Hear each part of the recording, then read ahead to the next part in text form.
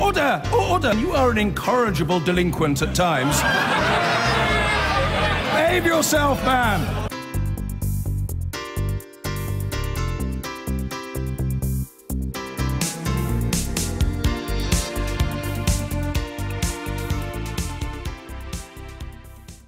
The former UKIP leader, Nigel Farage, is in Berlin today, speaking at a campaign event for the Alternative for Germany party.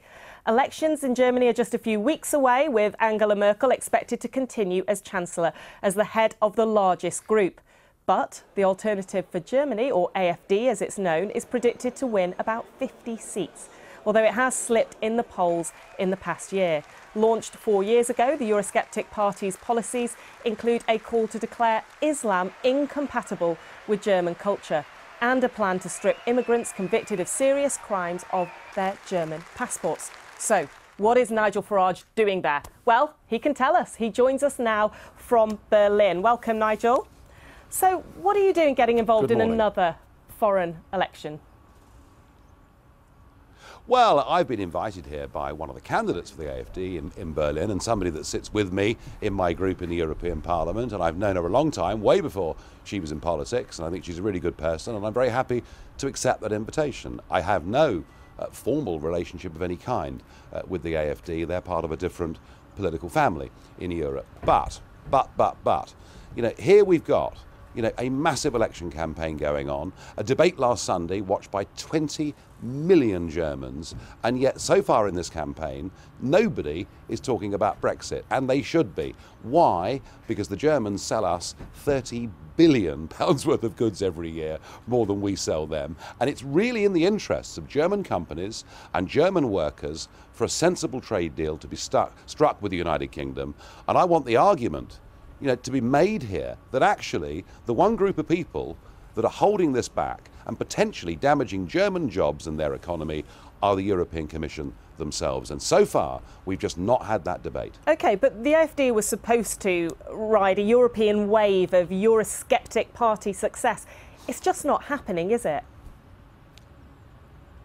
Oh, yes. What's going to happen, I mean, whether you like them or don't like the AfD, what's going to happen is we're going to see on September the 25th, for the first time in modern Germany, a party that has been deeply critical of many aspects of the European Union, getting 10% plus of the vote.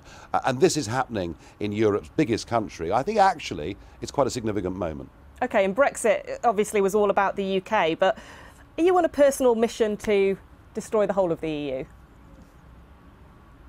I don't believe in the European Union. I think that Europe is a wonderful, diverse continent of different peoples, different countries, different nationalities, languages, cheeses, you name it. And the idea to bring us all together to be run by a bunch of unelected old men in Brussels is not a desirable idea. It's not working. So, yeah, I believe in a Europe of nation states where we would trade together, cooperate together, on all sorts of things like cross-border crime and pollution. We'd work together as incredibly close neighbours, but not to give away our democratic rights to Brussels. And I think what you're seeing through these negotiations are the European Union, Brussels, putting their own interests above that of the peoples of Europe. But look, there was a time when you would not be associated with the Front National, for example, and then you backed Marine Le Pen for French president. Are you now endorsing every populist right-wing European party? No.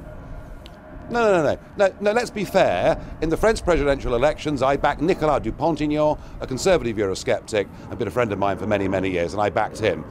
In the second round, had I been a French voter, would I have voted for a Eurosceptic or not? Well, that's fairly obvious. I want to repeat the point that I'm here as a result of a personal invitation. I've got no formal link with this party at all, but it is significant that they're about to get 10% of the seats in the Bundestag in Germany. But you, of course, get a link by being there. And, the AfD is a party that some would regard as having views beyond the fringe. So, for example, Beatrix von Storck has previously suggested German border guards should use weapons against illegal female refugees. You don't want to be associated with that, do you? No, as I say, I'm not here to get involved in the internal debate in German politics at all, other than to say there is a glaring omission, and it is quite willful that Schulz and Merkel, the leading contestants, do not wish to discuss Brexit at all, but they should be, because it's in the interests of German people to do so. And I'm here today, and I'll be in Prague next Friday, and I'm going to go all around Europe making this argument, and at least getting this argument heard. And you know something? I wish that the British government, and I wish the British Chambers of Commerce, and I wish other organisations were out round the rest of Europe doing it too, because the best way to get the best trade deal for all of us, in all of our interests, is for Brussels to be bypassed. It's for Brussels to be told by national leaders, you're doing the wrong thing. And while you do that, there's obviously a bit of an identity crisis for your own party back in the UK. Well, yes, I mean, they're having a leadership election, and I suppose some might say another leadership election. And we're going to have the results in a couple of weeks' time. And like all parties, I suppose, there are different wings. You know, I mean, I'm not taking sides in that. I think sort of for ex-leaders to attempt to be backseat drivers would be a very bad idea. But I would argue that UKIP really always was, from the very beginning, a party that did believe in liberty, freedom and tolerance. And, you know, I'm as worried as the next person about the rise of extremist radical Islam, about the weakness in many ways of our politicians to deal with this. But I've never wanted us to be against the religion, and I think if UKIP was to go in that direction, that would be a disaster for it. So if Anne-Marie Waters was elected leader, would that be a death blow for the party?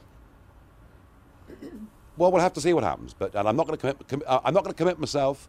I'm not going to want to be seen to be, you know, getting really too heavily involved in this. But what is said, you know, at the hustings over the course of the next couple of weeks, and the chart that whoever the next leader of UKIP, he or she takes, is crucial. But if we were to go into the position where UKIP effectively was fighting a religious war, I think that probably would be pretty much the end of it. Fantastic, Nigel. Thank you so much for joining us from Berlin. Thank you. All right, so what do you make of what Nigel Farage is doing out there?